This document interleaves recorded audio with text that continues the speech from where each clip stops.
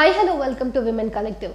కోల్కతా ఘటనకు సంబంధించిన ప్రతిఘటనలు దేశవ్యాప్తంగా జరుగుతూ ఉండగా ఈ 24 గంటల్లోనే దాదాపు 10ల సంఖ్యలో మన భారతదేశంలో రేపులు నమోదయ్యాయి.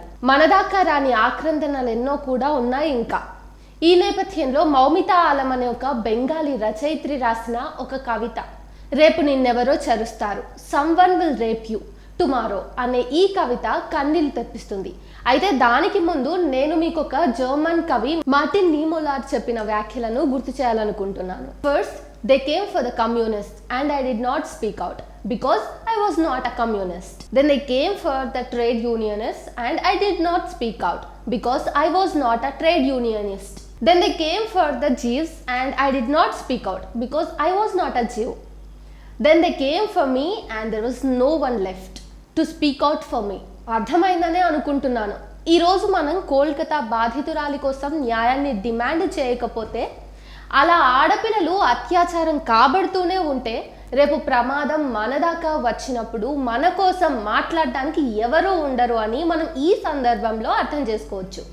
ఇక మౌమితా ఆలం ఇంగ్లీష్ కవితకు అరుణాంక్లత తెలుగు అనువాదం ఇప్పుడు చెప్తాను. రేపు నిన్నెవరో చెరుస్తారు, దాన్నెవరూ పట్టించుకోరు, ఇంకా దానికి సమాధానం ఇస్తారు. నీవొక దళితవి అంచేత మాలిన్యానివి, నిన్నెవరు చెరుస్తారు? రేపు నిన్నెవరో చెరుస్తారు. దాన్ని కనీసం అత్యాచారంగా పరిగణించరు. వాళ్లకు వాళ్ళ వివరణలున్నాయి. నీవొక గొడ్డు మాంసం తినే ఆడదానివి, ఈ దేశంలో నిన్నెవరు చెరుస్తారు? గొప్ప కొడుకులంతా అచ్చంగా శాకాహారులు. నీపై బలాత్కారం జరిగిందని నిరూపించు. నిరూపించేలోపే మట్టిలో కలిసిపోతావు నీవు. రేపు నిన్నెవరో చెరుస్తారు. నీవు అడవుల్లో బ్రతుకుతావు. నీవొక మావోయిస్టువి కనుక నీవో ఉగ్రవాదివి అని నీకే చెబుతారు. నీ యోనిని చీల్చే ప్రత్యేక అధికారాల చట్టం ఉన్నదని చూపిస్తారు నీకు. వాళ్ళ దృష్టిలో నీ యోని దేశానికి ప్రమాదకరమైన విపత్తు. రేపు నిన్నెవరో చెరుస్తారు. అది అత్యాచారమని తెలియదు నీకు.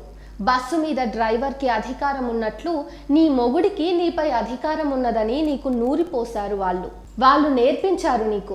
లేదా ఉత్సవంలో మత గురువులు ప్రవచించినట్టు ఆడదానిగా నీవు నేలవు, నీ మొగుడు నాగలి, వాడికి నచ్చినప్పుడు నిన్ను దున్నొచ్చు, ఎన్నిసార్లు ఎన్ని విధాల అని నిర్ణయించే హక్కు వాడిదే. రేపు నిన్నెవరో చెరుస్తారు, అయినా నిన్నే బద్నాం చేస్తారు. నీ బట్టలు, నీ తొడలు, నీ రొమ్ములు, నీ మెడ, నీ నవ్వు, నీ నడుము, నీ కాళ్ళు, నీ చేతులు, నీవు కాళ్లకు తొడుక్కునే బూట్లు కావచ్చు. రక్తమాంసాలతో తయారైన ఈ మహాపురుషులు ఎట్లా వాళ్ళని వాళ్ళు ఆపుకునేది? పైగా వాళ్లకు శక్తితో నెగ్గిడిన శిష్ణం ఉంది.